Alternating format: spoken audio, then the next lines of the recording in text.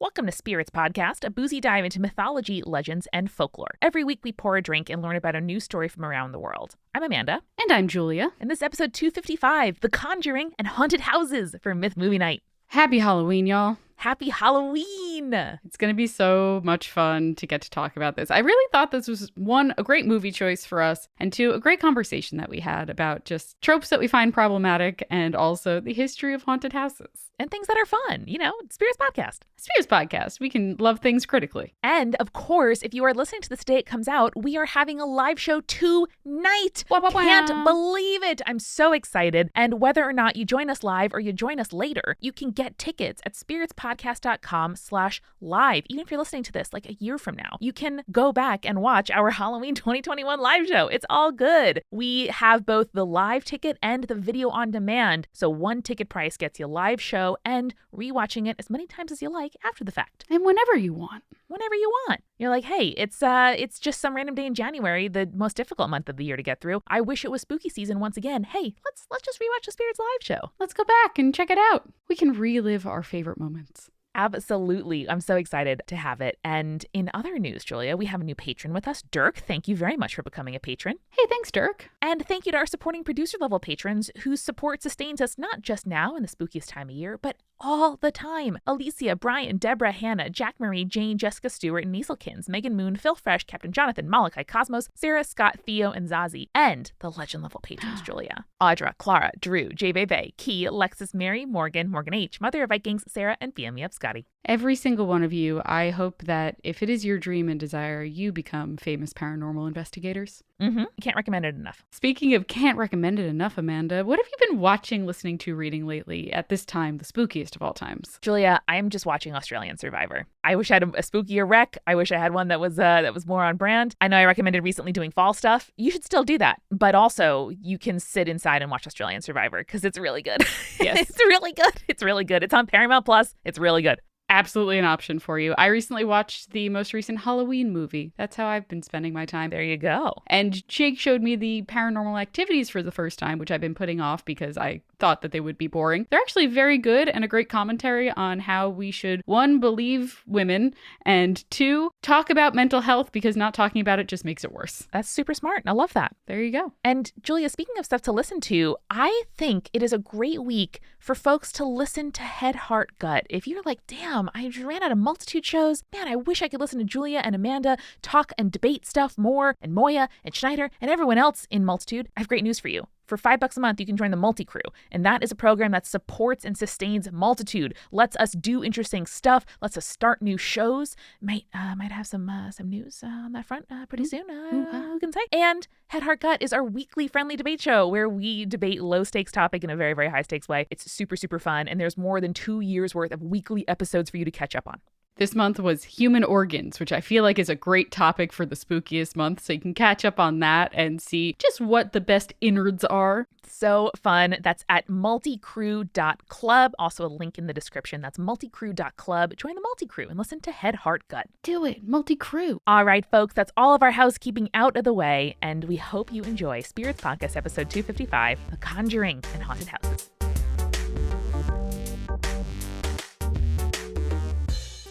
Listeners and Amanda, happy Halloween week. Happy Halloween week. Julia, what are you doing to celebrate? I know you've got tons of spooky movies lined up. I'm sure you have a haunted house or two to visit. I think we're going to go visit our friend's business, the Long Island Monster Gallery, this week because hell yeah, Halloween's on a weekend this year and we can do a little bit of spooky, scary stuff, which is always really, really fun. What about you, Amanda? What you got planned? I don't know. I feel like I've watched my scary movie quotient for the year after experiencing for the first time The Conjuring. Yep. Because it is the spookiest week of the spookiest month, I figured it was the perfect time to do a myth movie night. And because I wanted to watch a scary movie, and I know that you hadn't seen this one before, I also wanted to interrogate a common trope that we see in a lot of horror movies, which is the haunted house. So this week we did, in fact, watch The Conjuring. Oh, Julia, what a time. I felt like I was both in on a joke and also missing it. And how have I missed this cultural artifact? But also, how did this movie get made? I had so many thoughts and feelings. I was entertained every moment of this movie. And I did watch some of the major action at 1.5 speed because it was quite creepy. I imagine it's almost creepier at 1.5. Yeah, it wasn't a great idea. I wouldn't recommend it. So a little background and we'll do our quick summary. Sound good? Lovely. And as always, we save spoilers for the summary section only so you can fast forward if you haven't watched the movie yet. Yes, like Amanda.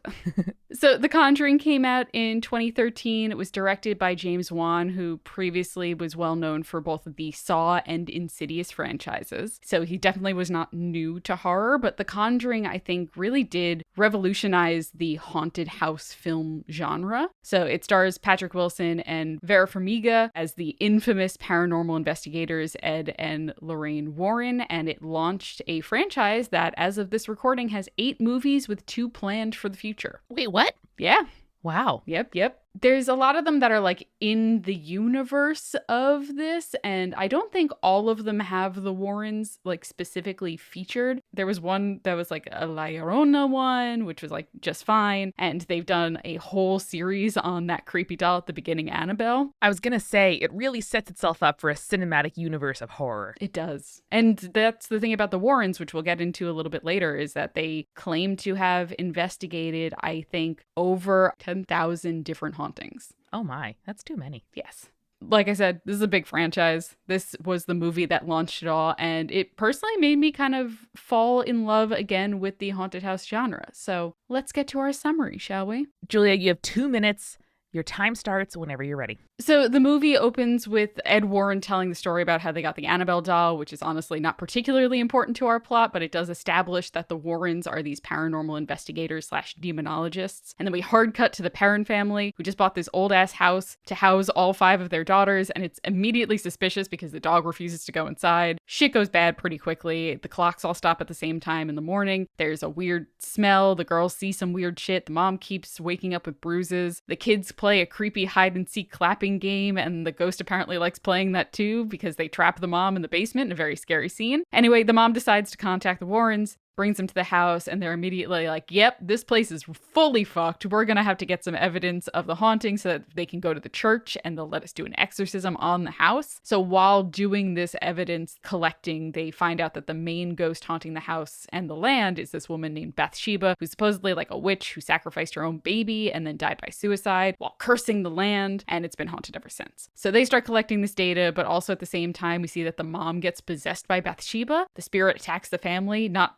through the mom, not yet at least. And it's enough evidence to bring to the church, but the church is like, well, they're not members of the church, so we're not sure what we can do. We'll see. We'll do our best. You didn't baptize your baby. You didn't think about that, huh? There you go. None of them baptized. So the family in the meantime leaves to stay at a motel, but the possessed mom kidnaps 2 of the kids and brings them to the house to kill them. But the Warrens and the dad get there in time and try to perform the exorcism. Very spooky scene in itself. Ed manages to condemn Bathsheba to hell or whatever, and the family is okay, and the Warrens are like, great, another one for the books. The end. Except they make a reference to the house on Long Island, and they still haven't made a new Amityville horror movie in this universe, and that's bullshit. Okay, the end. Now for real. Incredible. You still have 10 seconds left. Any final spoiler? I love Vera so much. She's so hot. Her face looks like a Victorian ghost. It does. And I mean that in the best way. It truly does. And she is great. And also her younger sister, Thaisa, is also like kind of a modern scream queen. So she's really very good as well. Ooh, nice. So, Amanda, let's get into your thoughts about this movie. Yeah, I'll say that, I think it's very well plotted. I liked the beginning. We really get into the action. The scene that you reference in the basement was so creepy that I was like, man, where could it go from here? Oh, Amanda, from 18 hours ago, Sweet Summer Child. It really could go a lot more places. But I had trouble at first establishing the timeline of this movie because I recognized actor faces, obviously, you know, the lead too. One of the daughters I recognized from doing kind of other, you know, childhood media stuff. And I was like, wait, there's a projector, but also everyone's fashions look really realist. Like the house looks pretty new. No one has a cell phone. That's always something I look out for. And then as soon as all of the kind of like haunting documentation paraphernalia came out, I was like, we are firmly in the early 1970s because I can reference all of this very easily. You can tell by all the hippie outfits that they put the young girls in. I mean, those are also back in fashion. So, That's you know, fair. I can't really say. But I think for me, the tone of the movie was kind of challenging to put my finger on, but also that's not a bad thing. Like it's interesting for me to ask, like, what is this movie trying to make me think or asking me to consider? And it really takes the Warrens' experience at face value. It's like, hey, this is what they have done. They are doing this. This is a textbook demonic possession. There is not a lot of like skepticism, like you were saying in your summary, Julia. As soon as, Mr. Warren walks into the house, he's like, classic demon possession, man. And I'm like, whoa, okay. Like there's no point at which everyone's like, no, honey, you're just making it up. Like we get that over with very early. And it's a real good versus evil battle that I didn't really expect because we're used to, I don't know, maybe in more slashers or something like that, there's a lot more like people making bad choices when it's obvious to us, the audience, what's happening. That doesn't happen here. No, it really doesn't. I think part of that reasoning is because it is based on true accounts. And I think the fact that, like you said, they take for granted the Warrens' perspective because most of the documentation that we have of this event is from the Warrens' perspective. So they wrote books about all of the different hauntings and like paranormal investigations that they did. So we're really getting it from their perspective. And at this point, Ed had passed away probably 8 years before this film came out, but Lorraine was still alive and actually was like a consulting producer on the film. And like has said in interviews, she's like, I didn't let them take any like very specific liberties. Like I didn't let them blow it over the top, which I'm like, this is not blown over the top. Okay.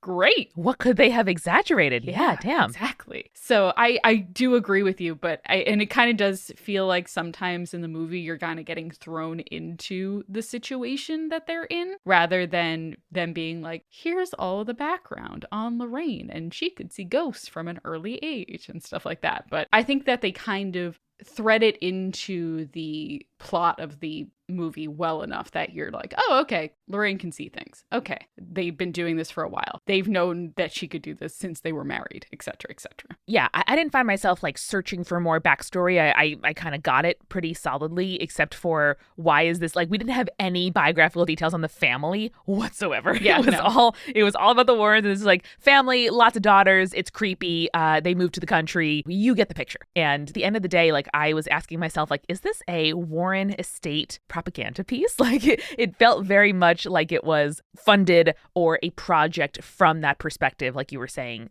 very inarguably. Yeah. And again, I think that's because this is solely based on like the books and like maybe a little bit of the family perspective, but it's mainly just written by the Warrens. So that's what you're going to get. That makes that one line where they're like, we weren't put out here to write books. Very funny. A little bit funny. So I think that we would be remiss to not talk about the like actual events that the story's based off of. To start with, we can give a little bit of background on the Warrens. They were kind of considered controversial figures in their field. A lot of people like to discredit paranormal investigators and people who have the sight and stuff like that. A lot of people would say that they're like charlatans who are only sensationalizing tragedy and trying to make a profit off of it. But there are people who genuinely do believe that the Warrens were able to help people who were being haunted by the unexplainable. So whether or not I agree or believe in everything the Warrens published in their decades of paranormal investigation is kind of inconsequential in my mind. They are like well-known public figures at this point. They founded the oldest ghost hunting group in New England, which is the New England Society for Psychic Research. They founded that in 1952. Damn. They reportedly investigated over 10,000 cases, and their names are like attached to some of the most well-known, quote, true haunted house cases, including but not limited to the Amityville Horror, which we've talked about on the show before. Julia, that was the most let's insert a sequel line I've ever heard in my entire life. I turned to my partner Eric and I was like, oh man, I bet the Conjuring 2 is about the Amityville Horror. It's not. They haven't done the Amityville Horror yet. And I understand like there was that bad Ryan Reynolds one a while back and no one's really touched it since, but I feel like they would do such a good job with it. It's asking for it. Come on, people. I know.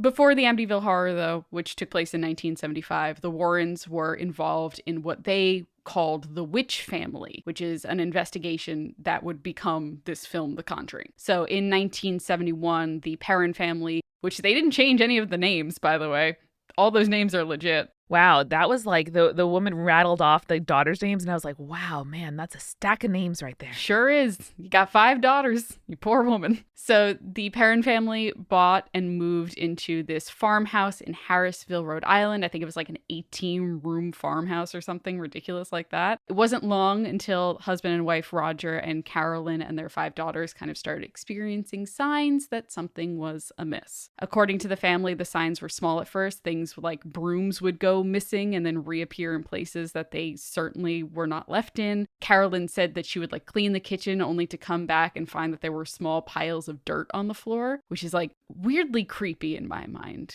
Like little like graves. Yeah, I hate that.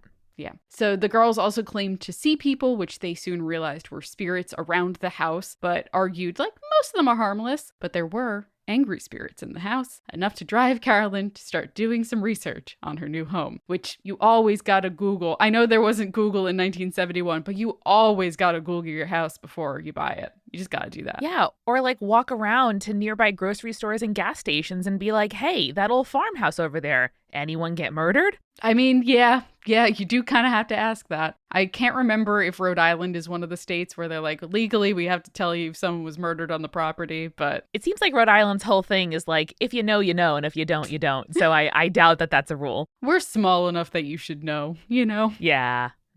So Carolyn spent some time at the local library, which revealed that the home that they bought had been owned by the same family for 8 generations. Okay. Mm-hmm. Julia, what do you think of that? Do you think that would make it more or less likely that there is some suspect shit? I think that imprints a lot of a certain vibe onto a house. Yeah. On the plus side, though, knowing that like a lot of the stuff's probably all original as like, you know, just a potential home buyer, you're like, ooh, yes, okay, owned by 8 families, never been on the market in 200 years. I like that. Yeah, I like that. But also, you're right. I think that if you're worried about kind of how the house feels about this transition, the more entrenched, you know, the more likely I think it is that the house is like, what's going on here? And maybe ejects whoever comes in. An interesting thing that I will get to in a moment. Oh, good. Same family for 8 generations. However, there were several mysterious or horrible deaths in the family, like a few of the family's children drowned in the nearby creek. One had been murdered. Other family members had died by suicide in the home. So these were apparently the spirits that were haunting the house, but they paled in comparison to the spirit of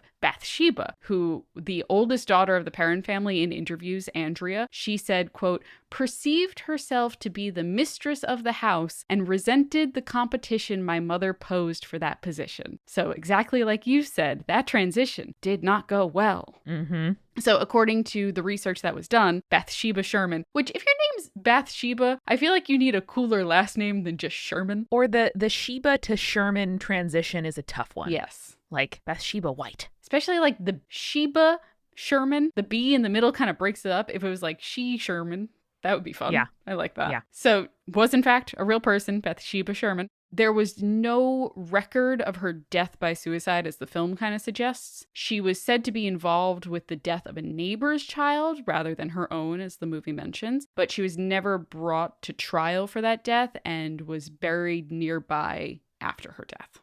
Like in a Baptist cemetery. So like the whole like she was a witch that sacrificed her child. And we're like, probably not. So the haunting manifested kind of similarly to what we saw in the movie, according to Andrea. The smell of rotting flesh was a common experience in the house. What we didn't see in the film was beds rising off the floor only to slam back into the ground. Oh my. And the basement, which the movie makes pretty clear, was kind of the epicenter of the activity, where the family members, particularly the father, Roger, would feel a cold, stinking presence at his shoulder. Oh boy. So the family only strayed into the basement to fix the heating equipment, which they said would often fail without warning or reason, which would leave the house freezing. Another classic haunting sign. Yeah, I was just surprised by how prominent smells were in the early phase of this haunting phase 1. And I was like, nice. Yes. What we don't see in the film is that the family lived in the house for 10 years like this, and that the Warrens made several visits rather than that one kind of climactic one that we saw portrayed in the film. Oh my. So my question to you, Amanda, is at what point do you move out of that house? Yeah, I think I don't move into the house when the dog won't go in there. But you'd already spent the money on the house. I say, too bad, sorry, going to be a family of truckers and drive around the country with Raj. Just stick all of them in the back of cab of the truck. Be like, all right, guys, Mm-hmm. until someone else buys this house, we gotta just ride up and down the coast. Yeah, but I think unexplained bruises are a thing. And like something that I was really surprised about is the mom was like, yeah, some iron thing, don't worry about it. But they only started when she moved there. So that's also, whether it is environmental, whether it's the water, like this is what, the late 60s, there's no EPA protections practically compared to what we have today. Like I completely understand that they legitimately don't have the means to like go somewhere else, but man, oh man, would I be on my guard. Yeah, it's a lot. Also, going back to the bruises thing, I wake up with bruises all the time, but also like I know I'm clumsy and I bump my legs into things all the time. So that's one thing. But she's like getting bruises that specifically look like handprints grabbing her arm. Like, come on.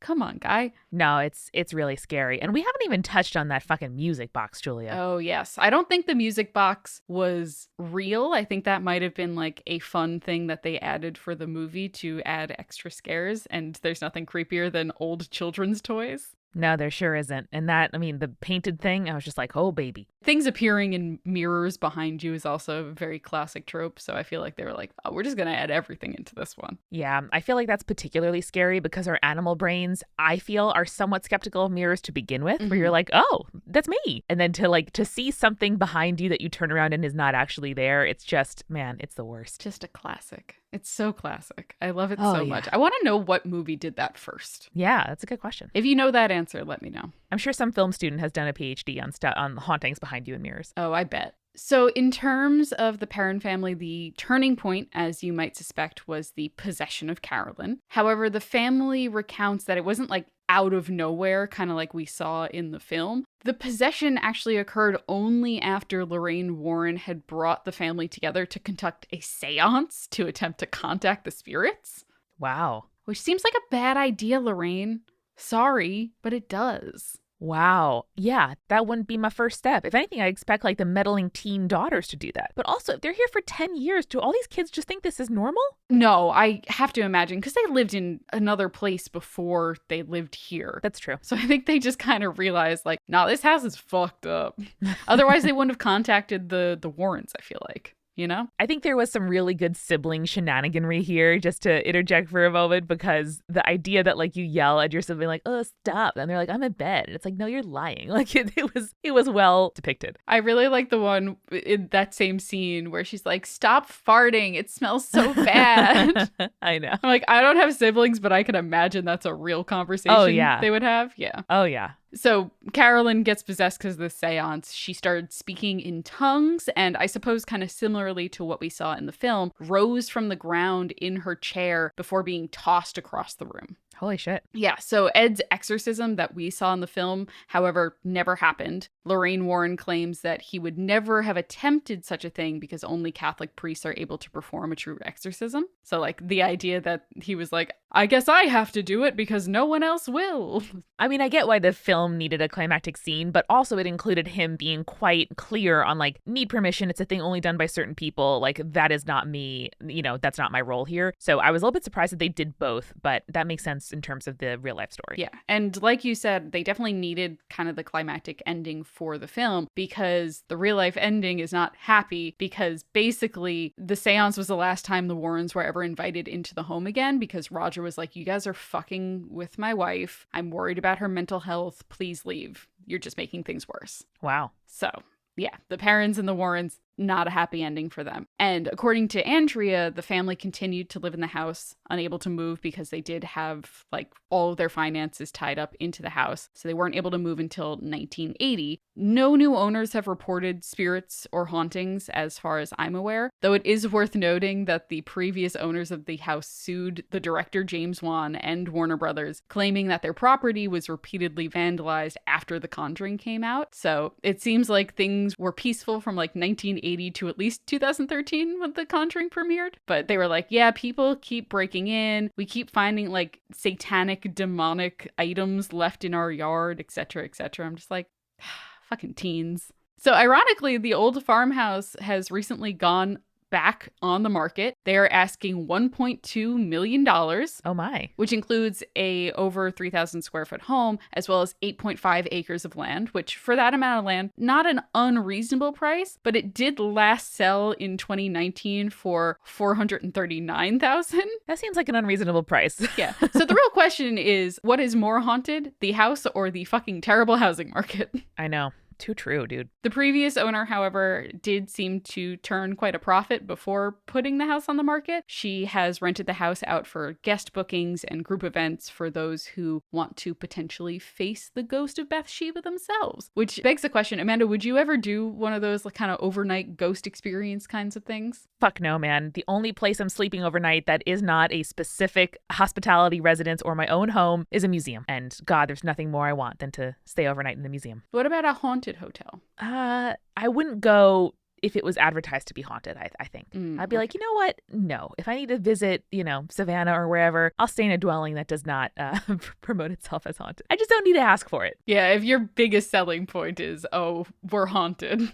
Probably not a great hotel experience. I have enough trouble, Julia, with all my allergies, all my, sensitivities. I'm a delicate hothouse flower, and I need earplugs and not a top sheet, and I need to be a little bit too chilly but not too hot at all in order to sleep. So I don't need to invite more variables. The Millennium Biltmore when we stayed there, supposedly haunted. I did learn that, and you did say that immediately upon walking into the hotel. And I was like, because I did a Google. But I gotta say, I had a lovely time there, except for almost getting trapped on account of COVID. But besides that, it was great. It was a lot of fun. So now that we've talked about The Conjuring, the Warrens, and the parents, I think it's time that we examine the genre as a whole and talk about what it is about haunted house literature and films that keeps us coming back for more, just as soon as we get back from our refill. Let's do it. Amanda, I am not a sweets person, but during the Thanksgiving month, I feel like it kind of crawls out of me like a strange beast and is like, what if we had more cinnamon and sugar and pies and cakes? And I'm like, okay.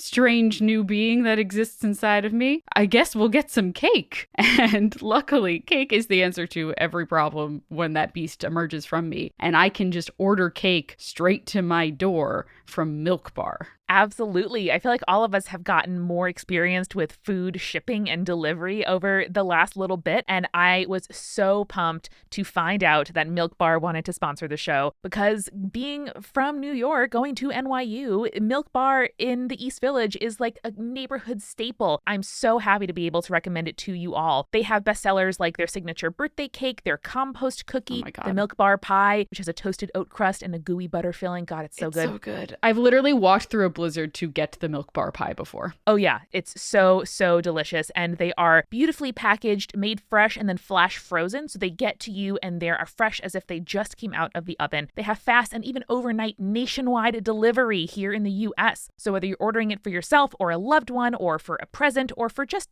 any time at all, you gotta do it. They sent us birthday cakes. It wasn't my birthday, but God, it felt like it. It was so good. It was about my birthday, so they really nailed it. They also have seasonal stuff like pumpkin Milk Bar pie and apple cider donut cake. The apple cider donut cake, I cannot lie to you, is the quintessential flavor of fall, and you need to buy it for Thanksgiving. I'm telling you this now. Do it. Right now, Milk Bar has a special limited time offer. You can get $10 off any order of $50 or more when you go to milkbarstore.com/spirits. You'll get $10 off an order of $50 by going to milkbarstore.com/spirits. milkbarstore.com/spirits. Amanda, going to new places, which I'm finally starting to do again, as this year is kind of coming to the close, it can be a little scary sometimes. Sometimes you're walking down the street, you're like, I don't know where I'm going really. I don't know what kind of neighborhood this is. I don't know what's going on here. It gives you a little peace of mind to have something that is going to keep you a little safer. So I'm recommending She's Birdie this week. Birdie is a personal safety alarm that is designed to be easy to carry and simple to use. You can activate it with a quick pull. It emits a loud 130 decibel siren and a flashing strobe light to help deter attack, and also so people around know something's up. And unlike something like pepper spray or other deterrents, it doesn't do any danger to you, so you can use it confidently without having to worry about it. And right now, She's Birdie is offering our listeners 15% off your first purchase when you go to shesbirdie.com/spirits. Go to She's Birdie, spelled SHESBRDIE, She'sBirdie.com/spirits for 15% off your first purchase. That's She'sBirdie.com/spirits. And finally, Julia, we are sponsored by Calm. This is the #1 mental wellness app and gives you tools that improve the way you feel, such as right now, deep breath in, take a deep breath out, relax your shoulders down, pull your shoulder blades together, do a little relaxation of your shoulders and neck. That's definitely where I carry my attention. And just ask yourself, how are you feeling today? If you're a little anxious, maybe you haven't been sleeping that well, maybe you wished you could ask for help but feel like you don't deserve it or you're not allowed. Hey, you can. And Calm is a tool that can help you kind of build these little checkpoints into your day. They have guided daily meditations, they have curated music tracks to help you focus, and of course, help you drift off to sleep with their imaginative sleep stories read by actors you know and actors you should know because their voices are so damn calming. You know that I love a train. Look up any of their train stories. I can't recommend them highly enough. For listeners of the show, Calm is offering a special limited time promotion of 40% off a Calm premium subscription at calm.com/spirits. That's calm.com/spirits for 40% off unlimited access to Calm's entire library. That's calm.com/spirits. And now let's get back to the show. So to be honest, Amanda, this time of year and talking about very spooky things always makes me miss our old haunt, the Jekyll and Hyde Club. Rip. So I set out to recreate one of my favorite cocktails from there, which is the Sweet Poison. It's a little cliche, but it's like a coconut rum and pineapple juice concoction that just reminds me of our good old times. It tastes like Times Square, and that's all that matters. I know. Add some microwave truffle oil fries, and you really just got everything you need. They were so good. You know what? And like for Times Square prices and for it being an absolute tourist trap, they were heavy with their pours, and I appreciated that more than anything. The drinks were heavy with the pours, and after a round or two of happy hour 2-for-1, frankly, 16-ounce cocktails, those truffle fries went down easy. Yes, they did. Shout out Austin. You were a good guy. I hope you're doing well. So now that we've got these cocktails in hand and we're reminiscing, let's kind of talk about the long history of the haunted house. So just to kind of start this part of the conversation off and get us in the right mindset for haunted houses, I want to quote author and paranormal historian Owen Davies, who once said, "The vast majority of people die inside their homes. So in one sense, it is not surprising that many stories of haunted houses have been recorded over the centuries," which I think absolutely true. There you go. And much like we've talked about on the show before, Davies believes that because the home is where the dead are mourned and where often our memories of them are, that is where their presence often remains. So it's just, again, this idea that ghosts are memories. Makes total sense. But let's start at the beginning. Amanda, when you picture a haunted house, what kind of house do you picture? Oh man, I think it's like a Victorian, exactly, both that era, but also that architecture of like, the high windows, the pointed peaks, that kind of thing. Yeah, it's almost always a Victorian mansion, right? Mm-hmm. Almost always. And that's for a good reason. So if you're not familiar with Victorian houses, the name comes from a house that was built during the reign of the British Queen Victoria. These houses, at least in the United States and on the eastern seaboard, are typically 3-story homes that use some kind of like wooden gingerbread trims that embellish the outside of the house. And Victorian style homes in the US are kind of the larger umbrella for styles like Second Empire, Queen Anne, Shingle,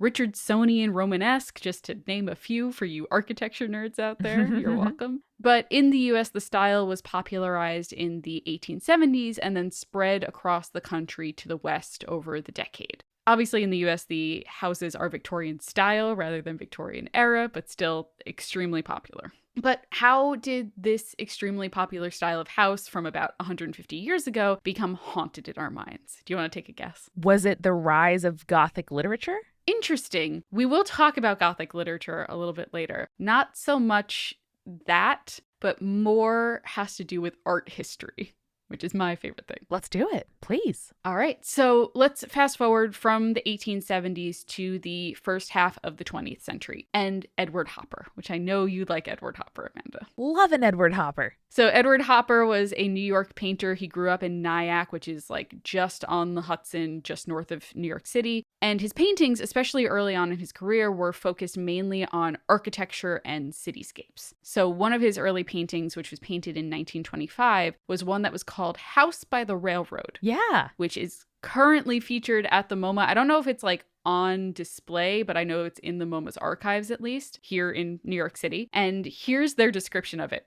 Quote, "A late afternoon glow pervades Hopper's House by the Railroad, which features a grand Victorian home, its base and grounds obscured by the tracks of a railroad. Hopper produced closely observed urban views, landscapes largely of New England, and interior scenes, all sparsely populated with figures or devoid of them entirely. Although he insisted his paintings were straightforward representations of the real world, they are often filled with an unmistakable sense of loneliness, estrangement, stillness, and mystery." Yeah, the vibe is like if you got up at like 5 a.m. and the sun is just rising and no one else is around and you're like, wow, am I the last survivor after the rapture? That's kind of what Hopper paintings do. That's exactly it. And there's something like truly haunting about a lot of his paintings. In particular, this one, the house looks creepy, even if Hopper is trying to simply reflect reality. And it wasn't just Hopper too. There was Charles Birchfield, who was also like about 10 years later painting similarly haunting Victorian style homes that look bleak and like something out of a Halloween movie, and I love and appreciate them. Wow. So you have these paintings in the general consciousness moving out of their popular period, looking like haunting giants in neighborhoods that are becoming more and more modernized.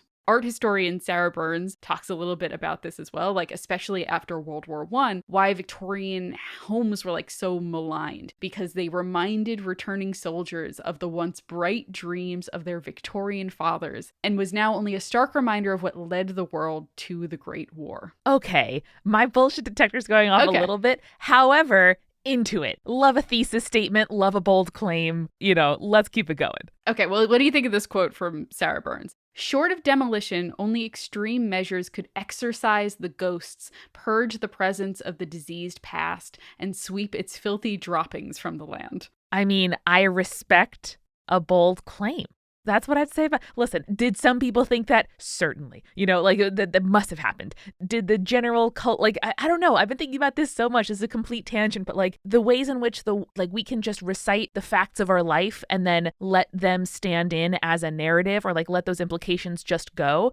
No one is there to fact check your own narrative of your life except for you. And it's so interesting how, you can just say to somebody, oh, you can give them the 1 or 2 sentence version of your childhood and then they walk away with an impression of you that, may or may not be true. I don't know, dude. It's so interesting. And, living through history makes me feel like, how do we ever even really know what happened in the past? And how do we have impressions of eras? I don't know, man. I mean, that's the problem with first-person narratives and telling history from a first-person perspective, because the only evidence that we have of the past are these written documents. And a lot of the times that's not representative of what the actual past was. It was just representative of what that person was experiencing at the time. Exactly. This feels like a poem to me, where does it gesture at truth? 100%.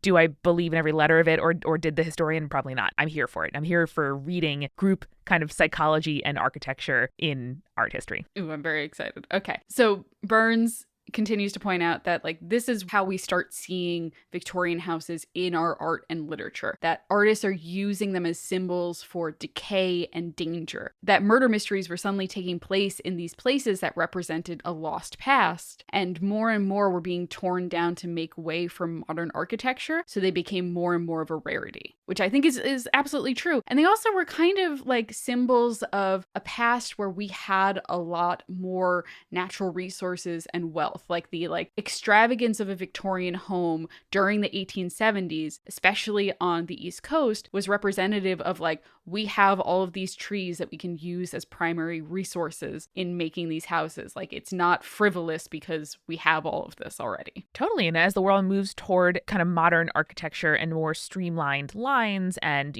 automation, I totally understand how looking back at why would you need such a, intricately carved chair rail? It may seem like you're putting resources into frippery or old-fashioned, displays of wealth versus cars, highways, automats, all that kind of new 50s stuff. Yeah, her whole thesis talks a lot about the transition from the Victorian age to the Frank Lloyd Wright age. And I'm oh yeah, those are absolutely kind of polar opposites in terms of design. That's extremely cool. Yeah, like why would you, invest in a stained glass like portrait of someone when you could have a, Frank Lloyd Wright like open window looking out into the forest? Why not both, though? Why not both? I know, that's what I think. So we kind of get to this modern day and we see that Victorian houses have become shorthand for creepiness. They're a symbol of decay and the creeping past that kind of lingers in our neighborhood still. So I think that's a really interesting take on it and a reason why when we see Victorian houses, we're like, ooh, old and creepy, because old is creepy. And why there's so many Victorian ghosts. Yeah, exactly. But while we have our minds on what a haunted house is supposed to look like, where did the concept come from?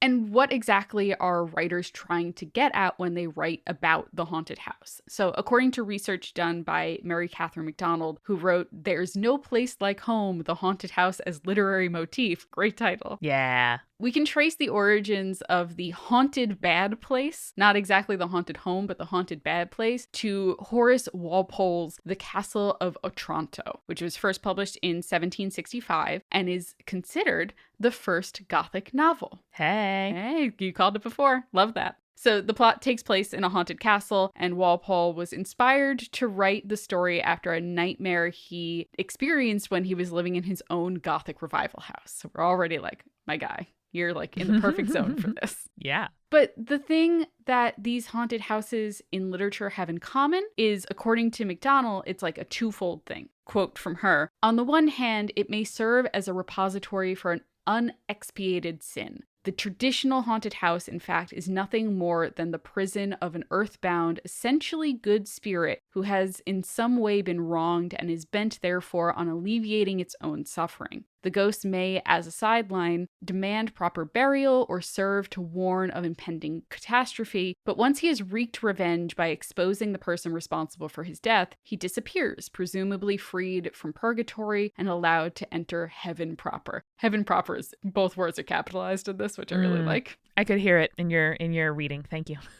Besides acting as a repository for unexpiated sin, the haunted house also serves as a kind of psychological mirror capable of reflecting and often preying on the obsessions of the characters who reside within. Which I think that a lot of modern media definitely falls into the latter category rather than the former. I think we've kind of gone away from the former. Yeah, and there's definitely so many examples of, the ways in which the tragedy mirrors potentiality for the family that just moved in or the person who just moved in, where it's a young woman like worries about becoming the maligned spinster ghost that is haunting there, or the young children with lives full of promise, they are haunted by children whose lives were cut short. Yeah, absolutely. And I love that reflection because I always think it's extremely interesting. And it also just like reflects our own personal anxieties when we look at hauntings, because usually that's the thing that the ghosts tend to prey on. And we'll talk a little bit about that later, because one of my least favorite tropes in horror is that it's almost always the woman who's being preyed on and her anxieties, but we'll get there. Too true. I also wonder from a sort of cultural perspective if at least in the sort of like, late 1700s, mid 1800s, late 1800s, as these literatures are becoming more popular in the US, like generationally, the people with the, social, political, cultural, and like literal capital to move and to like buy homes or build homes or, move to somebody else's grand home, like that's a new thing in the US versus more like this is where my family, my people are from, and we, make dwellings as we need to or have a dwelling that we've always lived in. It's a new thing at some point. Like it was new to like move into somebody else's mansion and be like, okay, like what used to happen here? Like that's new. Yeah, especially with kind of the expansion to the West. I think that's 100% true as well, because people were buying farmland and then were building homes there. And then they were like, this is where we're going to farm the land and live for at least 8 generations or something like that. But I think back on the coasts, and once basically colonizers took over the entire continent of America, you got kind of more of that moving into other people's existing dwellings. But it was later on in the history of what is the United States. Kind of moving into something a little bit interesting. The house that the Perrons are inhabiting, they make a point of saying it's not haunted by a ghost necessarily, but a demonic entity that is bound to the house by the actions of Bathsheba when she cursed all who would take her land. I really like this. I didn't write this down, but the movie does a great job of explaining the steps of a haunting or a possession, and not just in like a way that's like, oh, the audience is like, oh, okay, we can see what's happening here. It's also just a great movie making concept where you're like, let's lay out the rules. It's like the guy in Scream explaining the rules of a horror movie, and then you watch everyone break them. Yeah, it's pretty amazing. And I love the retracting the projector screen and they're written there on the chalkboard. I'm like, fuck yeah, dude. Like, this is just such efficient staging. I love it. It was great. It's honestly a very good use of the time in the film to be like, all right, well, you guys don't know about demonic possession, but I'm going to teach you about it. And also the audience. Yeah. And I mean, there is, again, like I'm not the student of this genre the way you are, but you mentioned that the director had done slashers before. And that makes complete sense to me because this very much felt like somebody who is like interested in engaging with the rules of the genre that he agrees with and kind of bending or breaking the ones that he doesn't. And I love, like, that's why I love genre so much. Like, I love watching somebody who is like in and of a genre make something that like adds to what he thinks is great about it and like kind of skirts what he doesn't. And so at the same time, like watching a modern actor depict a story from the 70s in a way that like harkens to, like, this film in my mind could have been made in like the early 90s or it could have been made now because it was kind of like engaging or trying to be a classic of the genre. And I think it succeeds. Yeah. That's also a reason why I love Wes Craven's stuff so much, because he started out in the genre and then a bunch of years later, he's like, I'm going to re-examine what I'm doing and what everyone else is doing in this genre, and I'm going to make it new and interesting. And that's how we got the Scream franchise. I love that. Yeah. God, Wes Craven's so good. Going back to the demonic entities and how we learned about them, the movie kind of puts the spirit of Bathsheba and the demonic presence, which it often conflates the two, which makes it a little bit harder to decipher. But it puts Bathsheba at odds with Lorraine Warren's character. So she is a good mother pitted against an evil one. So once again, this is that imagery that Mary Catherine McDaniel mentioned, that this idea the haunted house is a psychological mirror that reflects and preys on the obsession of the characters who reside in it. And it's also why the movie argues that Carolyn is targeted as like Bathsheba's obsession, because she is the vulnerable mother who can be corrupted by the haunting and possession happening in the house. Her desire to protect her children, and especially when her husband is away for business because he's just doing that truck driving thing, is something that the evil entities residing in the house can corrupt. And this is a really common trope in horror movies, particularly haunted house movies and those dealing with possession. And it always brings me kind of to a somewhat frustrating aspect, at least in my perspective, which it's almost always the women, which is frustrating to say the least. But I did find a couple of interesting articles, so we can talk about that a little bit. I found a great article from Bitch Media, which was written by Emily Gaudette, titled, "In most films about demonic possession, women are simply vessels." So Gaudette argues that since The Exorcist in 1973, which delivered like some actual groundbreaking and shocking scenes, that the demonic possession genre has, quote, suffered from a lack of originality, especially in regards to gender roles, which sure has. I think that's kind of just horror, and mainstream horror in general has kind of suffered from those gender roles. But she notes that in most films, it is a masculine identifying demon that possesses a young, attractive woman who typically goes through the same, quote, horrifying transitions, not just bodily with like inhuman contortions and the spewing of bile and blood, but also the classic foul sexual language that would arguably never be uttered by the vessel for the demon. Sure. Luckily, this movie kind of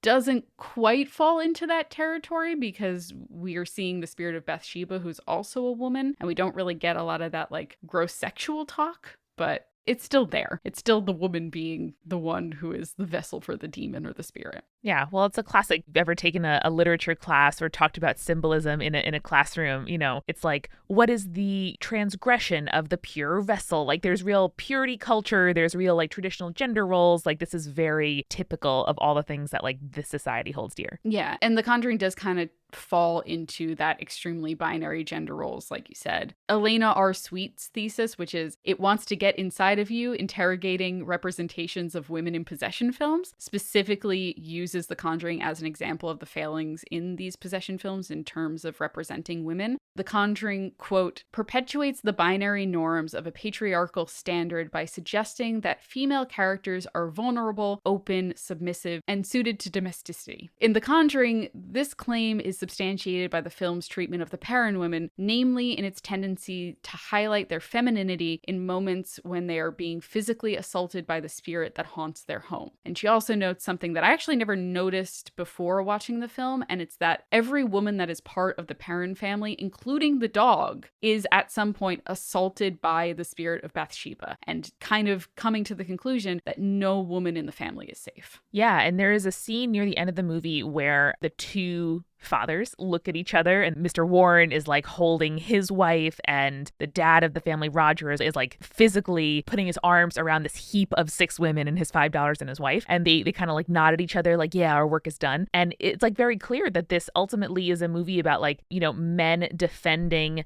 their women. And I, you know, use that language in a really like intentional way. And like, Julia, is there a more kind of like, I don't know, weak vessel than like a home, 5 daughters, a wife, and invaders coming when the dad's not at home? Like that is a real kind of like male anxiety, but also at the same time like a patriarchal savior fantasy. Yeah, and they play with that not at the beginning of the film, but early on in the film, where Roger's like, oh, I gotta take a 48-hour drive real quick. I'll be back. It's just gonna be you and the girls. And then she does like hear things, and she is like bothered by the spirits at that point because the spirits start playing the hide and seek clap game. And she's like, you guys should be in bed. And then she's like, oh shit, it's not my children, not them. I don't think that the movie is trying to like morally implicate her. Like at no point is it kind of, you know, shown that she is like a bad mom or that she invited this in any way. But I think you and the scholars that you're quoting like are totally right that this is kind of laying bare a lot of unexamined biases in like how, you know, when we look at a family away, I think society wants us to say, well, the dad's not home, so of course they're vulnerable. And, you know,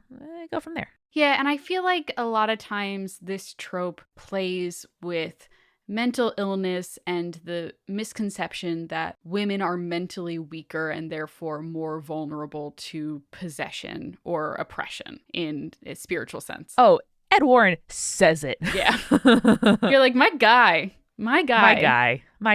You are from the 50s, so fair enough, but my guy. I am often frustrated with that trope, especially watching horror movies and older horror movies, to the point where I will often turn to my husband and be like, of course it's the fucking woman who got possessed. Why not? Obviously. Well, I could not recommend higher the writings of past Spirits guests like Carmen Maria Machado, like Jess Zimmerman, like Bethany C. Morrow, and Veronica Shanis, all about the stories that we choose to retell. Like that's kind of the thesis statement of the whole show, right? But like all of those writers have examined like what we let haunt us. And I think that it's so interesting and I'm so glad that we're digging into it today. Yeah, me too. I think that's everything that I had for kind of the haunted house, quote unquote. And I hope that this conversation lets our listeners think a little bit more deeply about this genre of film and book. If they want to, it's totally okay to like not have to dig deep into a film. Sometimes you just want to watch something and not think deeply about it. And I totally get that. But sometimes when I watch films, I'm like, what was the cultural context for this?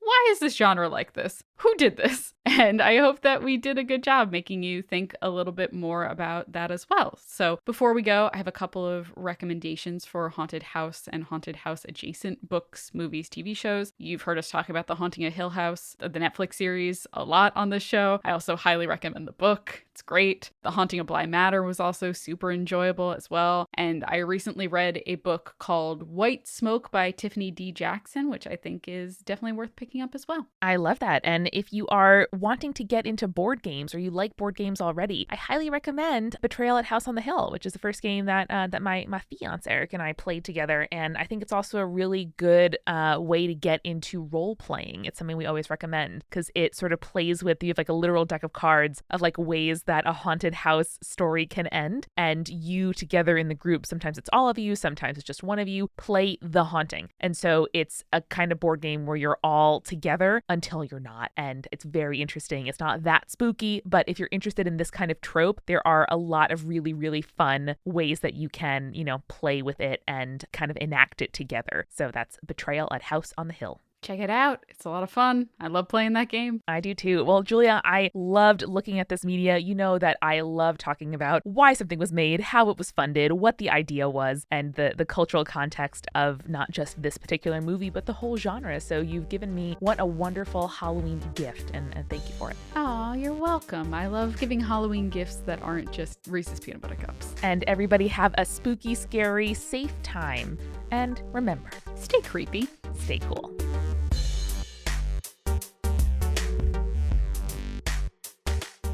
Spirits was created by Amanda McLaughlin, Julia Schifini, and Eric Schneider, with music by Kevin MacLeod and visual design by Allison Wakeman. Keep up with all things creepy and cool by following us at Spirits Podcast on Twitter, Instagram, Facebook, and Tumblr. We also have all of our episode transcripts, guest appearances, and merch on our website, as well as a form to send us in your urban legends and your advice from folklore questions at spiritspodcast.com. Join our member community on Patreon, patreon.com/spiritspodcast, for all kinds of behind-the-scenes goodies. Just $1 gets you access to audio extras with so much more, like recipe cards, both alcoholic and non-alcoholic, for every single episode, director's commentaries, real physical gifts, and more. We are a founding member of Multitude, an independent podcast collective and production studio. If you like Spirits, you will love the other shows that live on our website at multitude.productions. Above all else, if you liked what you heard today, please text one friend about us. That's the very best way to help keep us growing. Thanks for listening to Spirits. We'll see you next week.